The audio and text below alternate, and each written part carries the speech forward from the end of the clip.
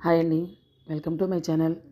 ఈరోజు దేవీ నవరాత్రులు మూడో రోజు అన్నపూర్ణ అలంకరణ. కాబట్టి అన్నపూర్ణాదేవి అలంకరణ, ఆమెకి చేసే ప్రసాదాల గురించి ఈ వీడియోలో తెలుసుకుందాం. అన్నపూర్ణ అమ్మ అనగానే మనకు గుర్తొచ్చేది అన్నం, ఆహారం. అన్నపూర్ణాదేవి అన్నవాహిని, భక్తులందరికీ ఆకలి లేకుండా తృప్తి ఇచ్చే తల్లిగా భావిస్తాము. ఈరోజు మనం అమ్మవారి అలంకరణలు, నైవేద్యాలు, ఆచారాలు, ఆలయాల ప్రత్యేకత గురించి పూర్తిగా తెలుసుకోవచ్చు. శివుడు ఒకసారి పార్వతీదేవికి ఈ జగత్తు మిథ్య అన్నాడు. అప్పుడు పార్వతీ అమ్మ అన్నపూర్ణ రూపంలో ప్రత్యక్షమై అన్నప్రసాదం పెట్టింది. ఈ కథ ద్వారా భగవంతుడు కూడా ఆహారం లేకుండా ఉండలేడని మనకు తెలిసింది. అన్నపూర్ణ అంటే అన్నానికి అధిపతి. అమ్మవారు భుక్తి ముక్తి ఇస్తారన్నమాట. కాశీ విశ్వనాథ ఆలయం దగ్గర ఉన్న అన్నపూర్ణ అమ్మ ఆలయం ప్రత్యేకత. తమిళనాడు, కర్ణాటక, ఆంధ్రప్రదేశ్లోని అన్నపూర్ణ అమ్మ ఆలయాలు ఉన్నాయి. ప్రతి ఆలయంలో వీధి అలంకరణలు చేసే విధానం ఉంది. కొన్ని ప్రాంతాలలో అమ్మవారిని బంగారు పాత్రలో అన్నం పట్టిన రూపంలో అలంకరిస్తారు.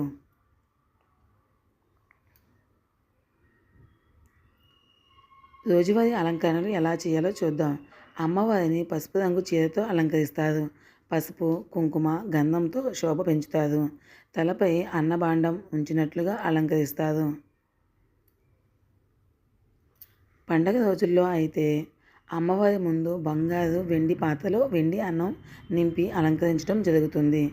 పండ్లతో, పూలతో అమ్మవారిని అలంకరిస్తాము. కొత్త కూరగాయలు, శనగలు, పప్పులు, వేరుశనగలు అమ్మవారి ముందు ఉంచడం ప్రత్యేకతగా చెప్పుకోవచ్చు. బియ్యం, గోధుమ, జొన్న, శనగ వంటి గిన్నెలలో వేసి అమ్మవారికి సమర్పించడం జరుగుతుంది. మల్లెలు, గన్నేరు, తులసి, బిల్వపత్రం అమ్మవారికి ఇష్టమైన పుష్పాలు. కాశీలో ఎక్కువగా చామంతి పూలతో అలంకరించడం జరుగుతుంది.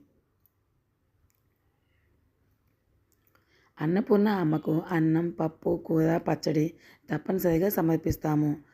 కాజా లడ్డు, చక్కెర పొంగలి, పాలు కూడా సమర్పించాల్సి ఉంటుంది. కొంతమంది అన్నం వండుకొని పేదవారికి, భక్తులకి పంచుతూ ఉంటారు. అది అన్నపూర్ణ అమ్మకు నిజమైన నైవేద్యం. అన్నపూర్ణ అమ్మ పూజ వలన మన ఇల్లు ఎప్పుడూ సమృద్ధిగా ఉంటుంది. ఆకలితో ఉండే వాడెవ్వడూ లేకూడదనే తల్లి అయిన అన్నపూర్ణ అమ్మకు నమస్కరిస్తాము. భక్తులను పిలిచి అమ్మవారి ప్రసాదం పంచడం జరుగుతుంది.